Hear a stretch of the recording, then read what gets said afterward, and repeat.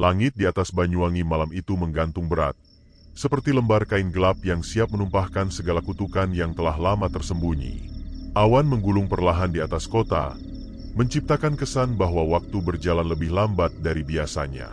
Angin yang biasanya membawa wangi khas bunga dan laut, malam ini membawa sesuatu yang lain. Bau asin yang menusuk, bercampur aroma dupa dan sesuatu yang mirip darah, merayap pelan di setiap sudut gang, menyusup ke celah-celah rumah, menempel di kulit seperti peringatan yang tidak diucapkan. Di kawasan Giri, sebuah gang kecil yang tampak biasa di siang hari berubah menjadi tempat yang tidak diinginkan siapapun untuk singgah setelah matahari tenggelam. Di sana berdiri sebuah rumah tua, nyaris tak terlihat dari jalan utama, tertutup ilalang dan dedaunan dari pohon beringin besar yang tumbuh tak wajar di halaman depannya. Dindingnya menghitam oleh jamur dan waktu, jendelanya pecah sebagian, dan cat rumah itu terkelupas seperti kulit luka yang tak pernah sembuh. Rumah itu telah lama dibiarkan kosong, tidak ada yang berani menyentuh atau bahkan membersihkannya. Bukan karena biaya, tapi karena cerita-cerita yang menyelimutinya seperti kabut tipis yang tidak bisa disapu logika. Mereka bilang, siapapun yang masuk rumah itu saat malam Jumat Kliwon akan mendengar suara gamelan mengalun pelan dari dalam, padahal rumah itu tidak memiliki alat musik apapun. Mereka bilang, suara perempuan tertawa akan terdengar dari kamar atas, diikuti suara air menetes seperti mandi tengah malam. Tapi yang paling membuat penduduk sekitar tidak bisa tidur lelap adalah suara bisikan dari balik dinding, suara yang tidak bisa dijelaskan asalnya. Bisikan itu tidak keras, tapi selalu jelas, memanggil-manggil satu nama yang sama setiap kali, Suroso. 12 tahun lalu, rumah itu adalah milik seorang pengusaha muda bernama Suroso. Tidak ada yang tahu pasti bagaimana ia bisa mendadak kaya dalam waktu yang begitu singkat. Dalam waktu kurang dari 3 bulan, dari seorang pegawai toko kelontong kecil, ia menjadi pemilik beberapa bangunan ruko, mobil mewah, bahkan villa di luar kota. Semua orang heran, tapi tidak berani bertanya. Mereka hanya diam, melihat dan berbisik. Sampai satu persatu keluarganya menghilang secara misterius. Anaknya ditemukan meninggal dalam kondisi mengerikan. Mata melotot, bibir pecah, dan tubuhnya tertekuk aneh seperti dililit sesuatu yang tak terlihat. Istrinya menghilang begitu saja. Terakhir terlihat berjalan ke arah pantai Bum, sendirian, tanpa alas kaki, seperti orang yang dipanggil oleh suara yang tidak didengar orang lain. Suroso sendiri, ia menghilang seperti debu. Tidak pernah ditemukan, tidak pernah kembali. Rumah itu dikosongkan. Polisi sempat datang, tapi tidak pernah menyampaikan hasil penyelidikan apa-apa. Warga hanya bisa menebak, dan semakin hari, tebakan itu menjadi keyakinan yang diwariskan dari mulut ke mulut. Suroso bukan cuma kaya mendadak. Ia kaya karena ia melakukan sesuatu yang tidak semestinya. Sesuatu yang melibatkan nama yang selama ini hanya dibisikkan ketika anak-anak bandel mulai bermain terlalu malam. Nama yang tidak boleh disebut di sembarang waktu. Nama yang hanya diucapkan dengan bisikan. Nyi Blorong, Nyi Blorong. Sosok wanita bersisik emas, cantik luar biasa, tapi memiliki bagian bawah tubuh seperti ular. Makhluk gaib penguasa kekayaan, yang konon adalah anak dari penguasa pantai selatan. Ia tidak datang kepada sembarang orang. Ia memilih, dan ketika ia memilihmu, kau harus menyerahkan sesuatu. Bukan uang, bukan tenaga, tapi darah. Semakin besar yang kau serahkan, semakin besar pula kekayaan yang kau dapatkan. Tapi tidak pernah ada akhir bahagia dalam perjanjian itu. Karena setiap kekayaan yang datang dari Nyi Blorong membawa kutukannya sendiri. Dan kini, setelah bertahun-tahun, rumah itu kembali menjadi pusat perhatian. Bukan oleh warga, tapi oleh seseorang dari luar kota. Seorang anak muda, pembuat konten, yang mencari sensasi di tempat yang seharusnya dihindari. Dimas namanya. Ia datang ke Banyuwangi dengan satu tujuan, membuat video horor paling viral tahun ini. Ia ingin masuk ke rumah itu, sendirian, tengah malam, dan merekam semuanya. Apa yang tidak Dimas tahu, dan mungkin tidak akan pernah ia ketahui sampai semuanya terlambat, adalah bahwa tempat itu bukan sekadar kosong. Ia bukan hanya dihuni oleh kenangan dan debu. Ia adalah gerbang. Gerbang menuju sesuatu yang sangat tua. Sesuatu yang tidak ingin dilihat manusia biasa. Sesuatu yang selama ini hanya tidur, menunggu seseorang cukup bodoh untuk membangunkannya. Saat Dimas menginjakan kaki ke dalam rumah, jam menunjukkan pukul 001. Hening. Bahkan jangkrik pun seolah enggan bersuara.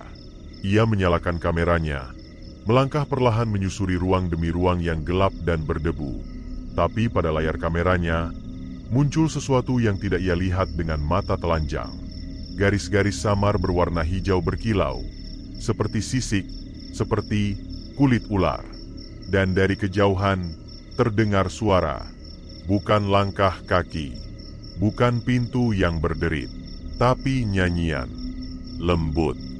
Jauh, seolah dinyanyikan dari dasar sumur, atau mungkin dari dasar laut. Liriknya tidak jelas, tapi nadanya membuat udara menjadi dingin, membuat kulit bergidik, membuat jantung berdetak tak beraturan. Keesokan harinya, video Dimas tidak pernah diunggah. Ia juga tidak bisa dihubungi. Temannya yang menunggu di hotel melaporkan bahwa Dimas tidak pernah kembali. Polisi datang ke rumah itu. Mereka tidak menemukan siapapun. Tapi di lantai ruang tamu, mereka menemukan sesuatu yang tidak bisa dijelaskan oleh siapapun. Sisik emas. Lembut, berkilau, dan berbau wangi seperti dupa bercampur bunga laut. Dan sejak hari itu, satu persatu orang yang mengetahui cerita ini mulai mengalami hal-hal aneh. Mimpi ular. Mimpi wanita berambut panjang yang berdiri diam di pojok kamar. Mimpi rumah tua yang pintunya terbuka perlahan, seperti mengundang mereka masuk. Mimpi yang terasa terlalu nyata, terlalu hidup, terlalu berbahaya. Mereka yang menonton, mereka yang mendengar, mereka yang bahkan hanya penasaran, menjadi bagian dari mata rantai yang tidak bisa diputus. Cerita ini telah dimulai. Dan jika kamu membaca sampai sejauh ini, maka kamu sudah membuka pintu yang sama. Dan pintu itu tidak bisa ditutup lagi. Di balik keindahan Banyuwangi yang terkenal dengan sunrisenya yang pertama menyentuh Indonesia, tersembunyi sejarah kelam yang tidak pernah tercatat dalam buku sejarah sekolah. Sejarah ini tidak ditulis dengan tinta, tapi dengan darah. Tidak diwariskan lewat dokumen, tapi lewat bisikan para leluhur yang tahu betul bahwa tak semua kebenaran boleh diumbar. Di antara rimbun kisah dan mitos, nama Nyi Blorong muncul sebagai sosok yang bukan sekadar legenda. Ia adalah pengingat bahwa kekayaan cepat yang datang tanpa kerja keras seringkali membawa bayaran yang lebih mahal dari harga hidup itu sendiri. Legenda Nyi Blorong bukan cerita baru. Ia telah dikenal di berbagai daerah pesisir selatan Jawa, tapi Banyuwangi memiliki hubungan yang jauh lebih dalam dengannya. Dulu, saat Tanah Blambangan masih berdiri sebagai kerajaan terakhir yang menolak Islamisasi dari Kerajaan Mataram, para penganut kepercayaan lokal menyembah kekuatan alam dan menjalin hubungan spiritual dengan makhluk-makhluk gaib penguasa elemen. Salah satu yang paling disegani adalah sang penguasa Laut Selatan, Ratu Kidul. Dan dari sanalah asal mula Nyi Blorong. Konon, Nyi Blorong adalah putri dari Ratu Kidul sendiri. Ia adalah penjelmaan kekuatan material, penjaga kekayaan dan pemikat manusia tamak. Tidak seperti ibunya yang lebih tertutup, Nyi Blorong sering turun ke daratan, menyamar sebagai perempuan biasa dengan kecantikan luar biasa. Rambutnya panjang, hitam legam seperti malam tanpa bulan, kulitnya pucat dan halus, matanya tajam namun menggoda. Tak ada lelaki yang bisa menatapnya tanpa merasa kehilangan akal sehat. Namun, di balik pesonanya, tersembunyi rahasia mengerikan.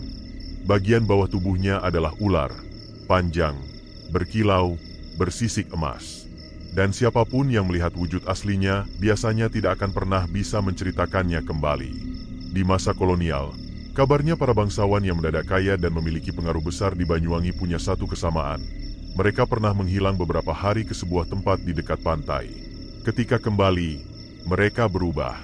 Lebih pendiam, lebih dingin, tapi tiba-tiba memiliki kekayaan yang tak habis-habis. Perhiasan emas, tanah luas, sawah, pabrik, semua datang tanpa asal yang jelas. Mereka membangun rumah besar, pesta setiap malam, dan hidup dalam kemewahan. Tapi dalam waktu yang tidak lama, Satu persatu orang di sekitar mereka mulai meninggal. Anak, istri, bahkan saudara. Selalu dengan cara yang aneh. Selalu dengan tubuh yang tampak seperti dililit sesuatu. Selalu meninggal dengan mata terbuka lebar. Seperti melihat sesuatu yang tak bisa diterima nalar. Dan mereka sendiri, para pelaku perjanjian itu, mereka menghilang. Tanpa jejak, tanpa bekas. Cerita ini tidak berhenti di masa lalu. Warga sekitar pelabuhan Ketapang pernah menemukan tubuh seorang nelayan muda. Wajahnya terbakar oleh sesuatu yang tidak bisa dijelaskan. Matanya kosong, dan di tangannya tergenggam cincin emas bertuliskan huruf aksara Jawa kuno. Cincin itu tak bisa dilepaskan, bahkan oleh para spiritualis yang didatangkan dari luar kota. Setelah itu, keluarga nelayan itu memilih pindah diam-diam, meninggalkan rumah dan seluruh harta mereka. Di daerah Alas Purwo, hutan purba yang dipercaya sebagai tempat bersemayamnya makhluk gaib, para peneliti pernah melaporkan mendengar suara wanita bernyanyi dari tengah hutan, padahal tak ada siapapun di sana. Kamera mereka rusak, GPS tidak berfungsi, dan salah satu anggota tim mereka ditemukan duduk sendirian di tengah jalan, menangis tanpa suara, memeluk tubuhnya sendiri sambil bergumam dalam bahasa yang tak dikenali. Setelah dirawat, ia hanya berkata satu kalimat, berulang-ulang. Dia cantik sekali, tapi dia ular. Legenda Nyi Blorong terus hidup karena ia tidak pernah benar-benar pergi. Ia menunggu. Di antara celah kehidupan modern, di balik cahaya lampu-lampu kota, ia mengintai mereka yang haus akan uang. Ia tidak datang ke orang miskin, tapi ke orang yang tidak sabar. Ia tidak menawarkan bantuan, tapi perjanjian. Dan perjanjiannya bukan di atas kertas, tapi di atas daging dan darah. Seseorang yang melakukan perjanjian dengan Nyi Blorong akan diberi kekayaan luar biasa, namun dengan syarat, setiap periode waktu tertentu, ia harus menyerahkan tumbal. Bisa orang yang dicintai, bisa orang yang dekat, bisa siapa saja. Tapi begitu tumbal tidak diberikan, maka si pelaku akan diambil sendiri oleh Nyi Blorong. Dan cara ia mengambil tidak pernah sama. Kadang lewat mimpi, kadang lewat suara-suara aneh, dan kadang lebih menyeramkan, ia datang sendiri, muncul dari dalam cermin, dari dalam sumur, atau bahkan dari balik selimut saat malam semakin sunyi. Cerita Suroso, pemilik rumah tua yang kini menjadi titik awal bencana baru, dipercaya sebagai salah satu perjanjian terakhir yang gagal ditepati. Banyak yang mengatakan bahwa istrinya adalah tumbal pertama, anaknya yang kedua. Tapi saat giliran tumbal ketiga tiba, Suroso mencoba kabur. Ia mencoba melawan sesuatu yang tidak bisa dilawan. Ia mencoba memutus perjanjian yang tidak bisa dibatalkan. Dan akibatnya, ia menghilang. Tapi arwah mereka yang jadi korban tetap tertinggal. Terjebak, menjadi pengingat, menjadi bayangan yang muncul lewat kilasan di kamera, menjadi suara-suara yang didengar oleh mereka yang penasaran. Dan kini, dengan kehadiran Dimas, seorang outsider, pembuat konten yang mengangkat kisah ini ke permukaan, nama Nyi Blorong kembali terdengar luas. Tapi tidak seperti legenda lain yang meredup ketika dilupakan. Nama Nyi Blorong justru semakin kuat ketika disebut, dibicarakan, dan didengarkan. Setiap tayangan, setiap klik, setiap komentar yang menyebut namanya adalah seperti doa terbalik, membangkitkannya, menguatkannya, dan memanggilnya. Cerita ini bukan tentang masa lalu. Ini tentang sekarang. Tentang seseorang yang bermain dengan api dan mengira ia aman karena hanya menonton. Tapi api tidak peduli siapa yang menyalakannya. Api hanya tahu membakar. Dan Nyi Blorong, ia tidak butuh banyak alasan untuk datang. Ia hanya butuh satu hal, panggilan. Dan mungkin panggilan itu datang dari kamu. Nama Dimas mungkin belum besar di dunia YouTube, tapi semangatnya menyala lebih terang daripada subscribernya yang masih 1000 lebih sedikit. Ia bukan tipikal pembuat konten horor yang hanya duduk dan membacakan kisah-kisah lama dari Reddit. Ia ingin lebih. Ia ingin turun langsung, merasakan atmosfer, melangkah ke tempat yang benar-benar menyeramkan. Dan ketika seorang netizen anonim mengirim DM yang hanya berisi satu kalimat, "Kalau berani, datang ke Banyuwangi, cari rumah Suroso, dan sebut nama Nyi Blorong 3 kali," Dimas menganggapnya sebagai tantangan terbuka. Ini bukan sekadar konten, pikirnya. Ini adalah pintu masuk menuju viralitas. Dimas segera melakukan riset. Ia membaca blog-blog tua yang sudah tak pernah diperbarui, menggali utas horor dari forum yang bahkan sudah hampir punah, menyusuri YouTube lokal yang isinya hanya rekaman buruk penuh noise dan gambar kabur dari tahun 2010-an. Dan satu nama terus muncul, Suroso. Ia mencatat setiap potongan informasi, lokasi rumah, penampakan yang sering terlihat, suara-suara aneh yang dilaporkan warga. Ada yang menyebut suara gamelan, ada yang menyebut jeritan. Bahkan ada yang mengaku melihat wanita bersisik emas di dalam cermin ketika melintas malam-malam. Semakin dalam Dimas menyelam, semakin kuat rasa ingin tahunya. Ada sesuatu yang tidak biasa dengan kisah ini. Tidak seperti tempat angker lainnya yang hanya menyisakan rasa takut, kisah rumah Suroso meninggalkan sensasi ganjil di dada. Seperti ada tangan tak terlihat yang menariknya untuk datang. Dengan kamera, baterai cadangan, senter, alat perekam suara, dan spirit box yang dibelinya online, Dimas berangkat ke Banyuwangi. Ia tidak memberitahu siapapun, hanya satu temannya, Rangga, yang diminta untuk berjaga-jaga dan menghubungi polisi kalau ia tidak memberi kabar dalam 2 hari. Setibanya di Banyuwangi, suasana kota terasa biasa, terlalu biasa, bahkan terlalu tenang untuk sebuah kota yang menyimpan legenda sekelam ini. Dimas menyewa motor dan menuju ke arah Giri, tempat di mana rumah Suroso berada. Tapi sebelum ke sana, ia ingin memastikan semuanya terlebih dahulu. Ia memutuskan untuk berbicara dengan warga sekitar, menyamar sebagai mahasiswa yang meneliti mitos lokal. Ia mendatangi warung kopi kecil di pinggir jalan dan mengajak ngobrol pemiliknya, seorang bapak tua bernama Pak Narto. Ketika Dimas menyebut nama Suroso, tangan Pak Narto langsung berhenti menggiling kopi. Tatapannya berubah. Sunyi menggantung sebentar sebelum akhirnya ia berkata pelan, "Mas, jangan sebut-sebut nama itu sembarangan." Dimas pura-pura polos, lalu bertanya tentang rumahnya. Pak Narto menggeleng pelan, lalu memandang ke arah luar jendela. Rumah itu sudah lama ditinggal, tapi bukan berarti kosong. Banyak yang coba masuk, banyak yang hilang. Ada yang balik tapi tak lagi waras. Dan ada juga yang tidak pernah balik. Dimas mencatat semuanya. Ini bagus, pikirnya. Semua cerita ini akan memperkuat narasi videonya nanti.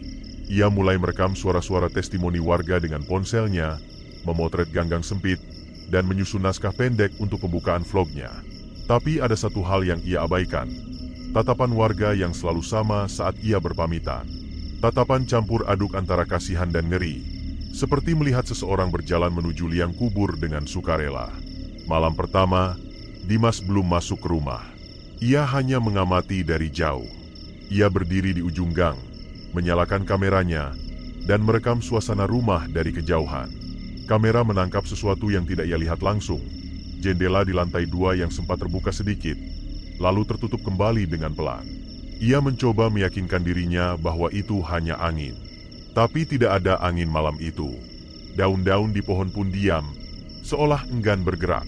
Ia menyudahi perekaman dan kembali ke penginapan dengan dada yang mulai terasa berat. Tapi bukannya mundur, ia justru semakin bersemangat. Malam berikutnya, ia memutuskan untuk masuk. Ia mengatur semua alatnya, memasang kamera di dada, dan satu di tangan. Ia membawa senter dan alat perekam suara. Ia tidak memberitahu siapapun bahwa malam itu ia akan benar-benar masuk. Jam menunjukkan pukul 23.45 ketika ia berjalan menyusuri gang. Rumah itu kini berdiri di hadapannya, lebih besar dari yang ia kira. Dindingnya lembab, udara di sekitarnya lebih dingin, dan bau anyir samar mulai terasa. Ia melangkah ke halaman, rumput liar menyentuh betisnya, dan pintu kayu yang setengah rapuh itu berdiri seperti mulut naga yang menunggu mangsa. Ia membuka pintu perlahan, tidak berderit, hanya bergoyang seperti membuka sendiri. Di dalam, gelap, senter dinyalakan, debu menari di udara, dinding penuh bercak hitam. Tangga menuju lantai 2 menjulang seperti tulang punggung binatang purba. Tapi yang membuat Dimas menggigil bukan suasana itu. Di tengah ruang tamu, ada kendi. Kendi besar berwarna hitam, dililit kain putih yang sudah menguning. Di sekelilingnya ditaburi bunga-bunga yang sudah mengering. Dan tepat di depan kendi itu, ada silet. Bukan silet biasa, silet kuno, berkarat, dan berdarah. Dimas menatap kendi itu. Ia tidak menyentuhnya, tapi tubuhnya gemetar. Alat perekam di tangannya tiba-tiba hidup sendiri.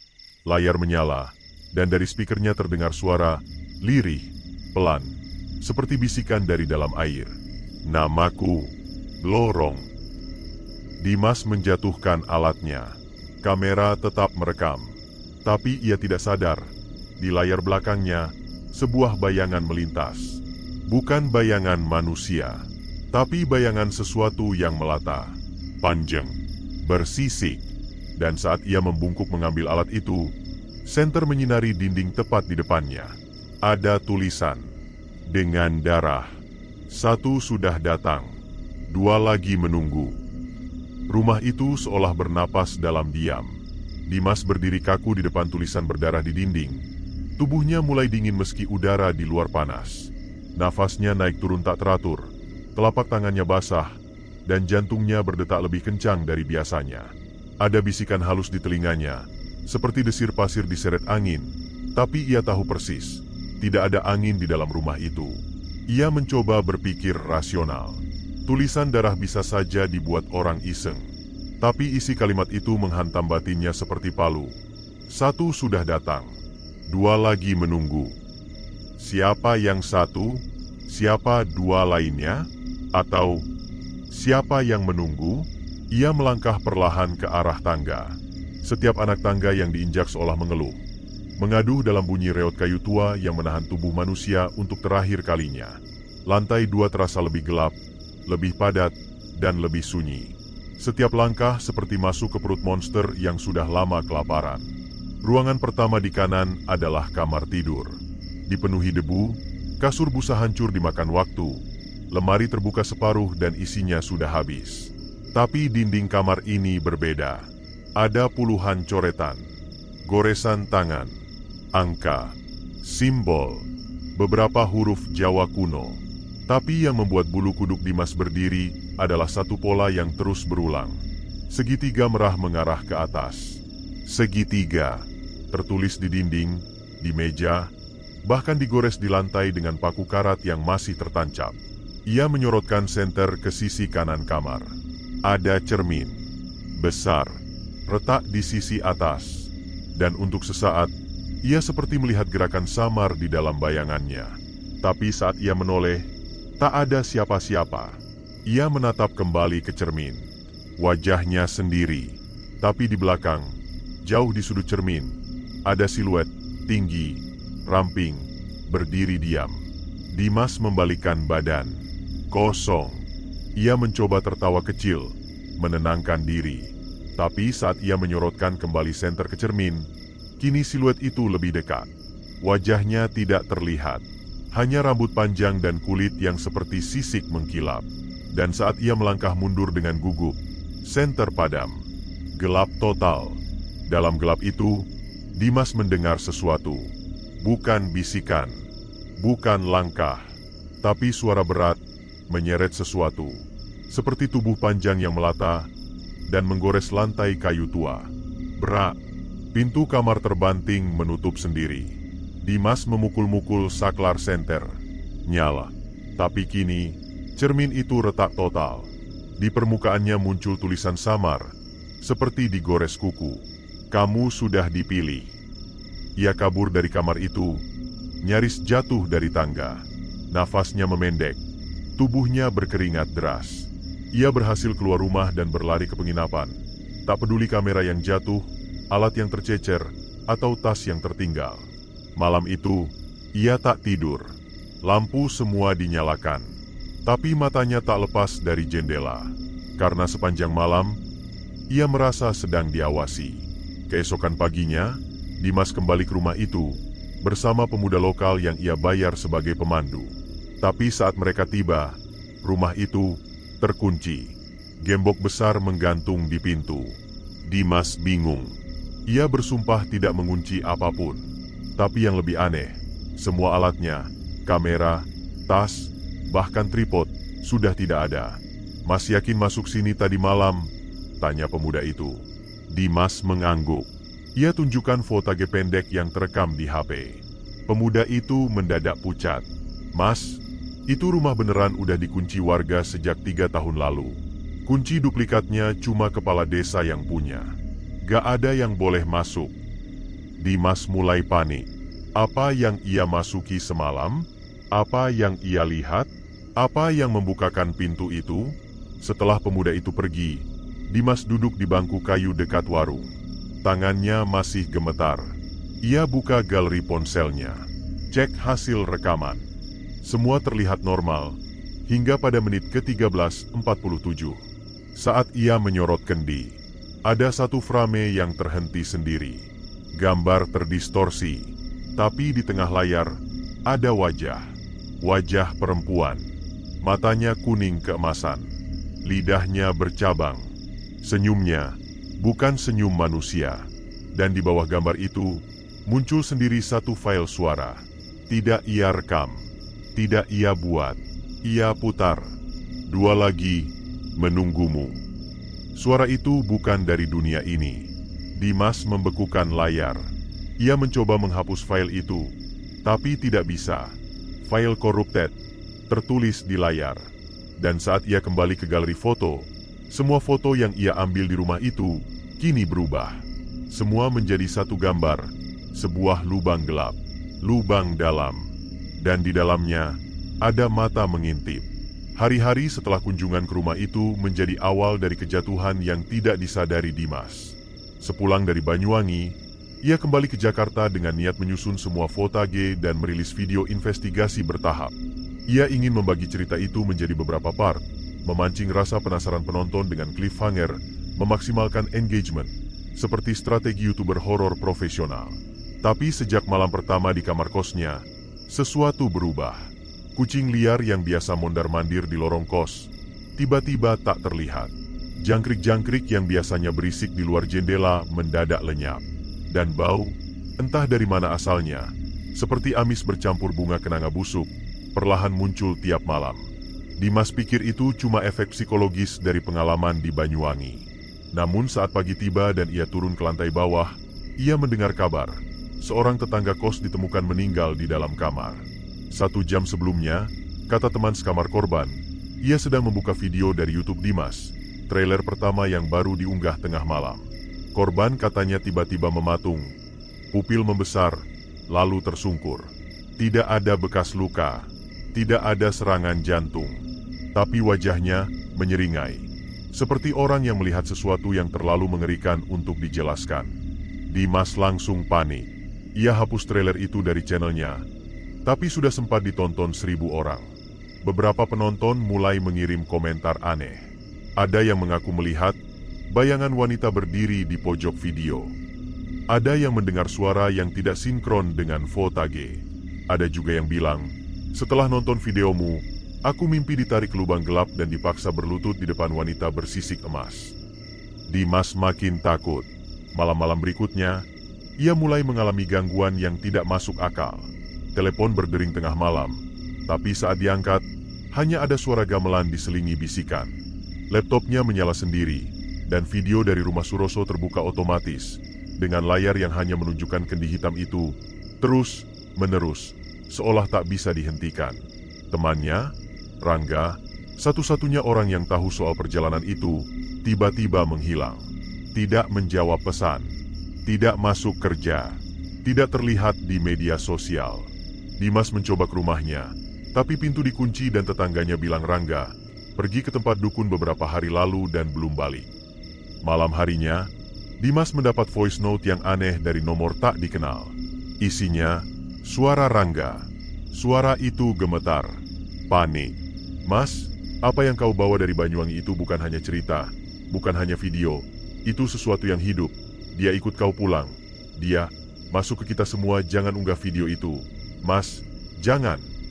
Lalu suara seperti orang dicekik dan hening. Setelah itu, nomor itu tak aktif lagi. Keesokan harinya, Dimas mendapat pesan WhatsApp tanpa nama. Hanya satu foto dikirim, kendi hitam itu. Tapi yang lebih menakutkan, kendi itu berada di atas meja belajarnya sendiri. Di kamarnya. Ia menoleh spontan ke meja, kosong. Tapi saat ia dekati, lantainya basah. Air hitam menetes dari bawah meja.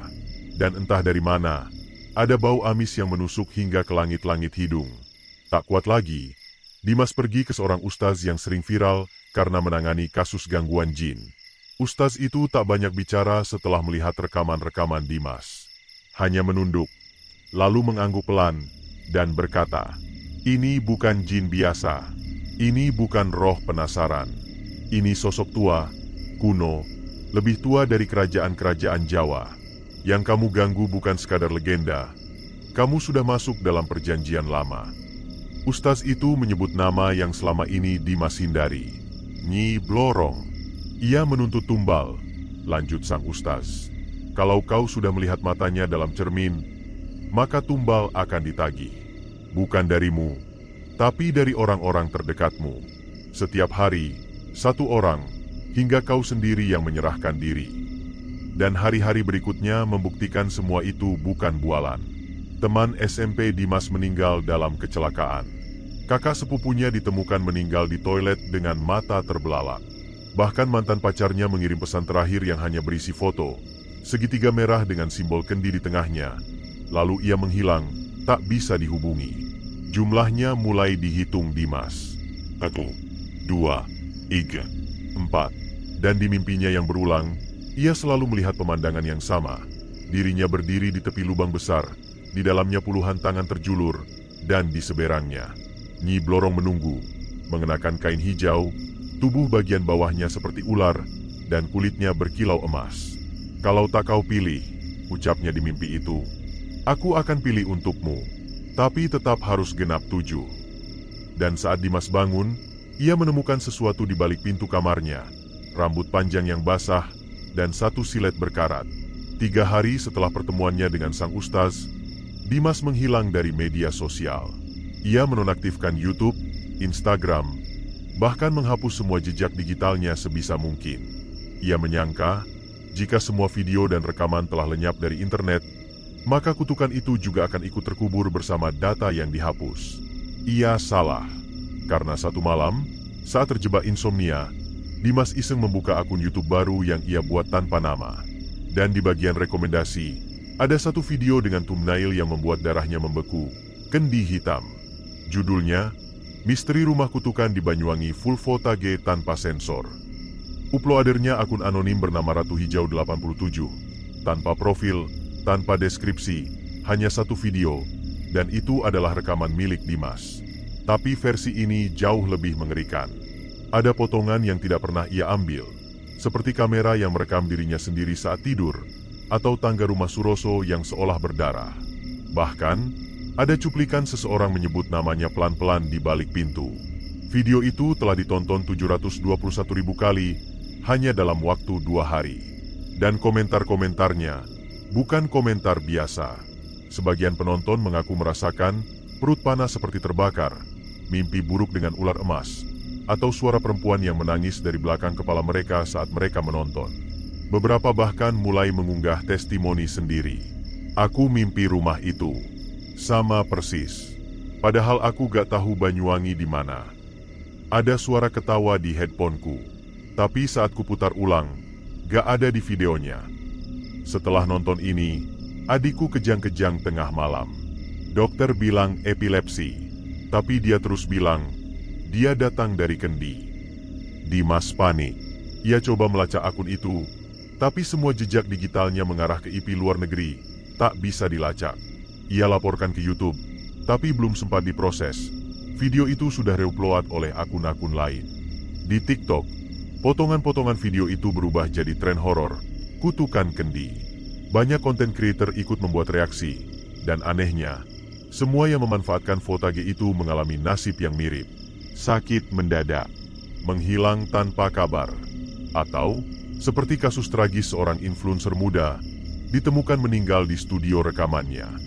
Di belakang tubuhnya, kamera masih menyala, dan dari rekaman terakhir, terlihat sebuah kendi berdiri sendiri di atas mejanya, padahal sebelumnya tidak ada. Kepanikan mulai menyebar. Tapi yang lebih mengerikan, ketenaran video ini malah membuatnya makin viral. Makin banyak ditonton, makin banyak yang terikat, seperti jaringan tumbal digital. Semakin banyak views, semakin besar kekuatannya. Karena setiap mata yang menonton bukan hanya melihat, tapi menjadi bagian dari kontrak yang tak terlihat. Dan setiap kali seseorang selesai menonton, satu angka muncul dalam mimpi mereka. 7. Angka itu terus muncul. Terkadang di jam dinding, di layar HP, di nota belanja, bahkan di cermin, tertulis seperti embun. 7. Dimas kini hanya duduk termenung di sudut kamar kosnya yang semakin kosong. Ia sudah kehilangan 4 orang terdekat. Video yang ia pikir bisa jadi konten horor viral, justru membawa bencana.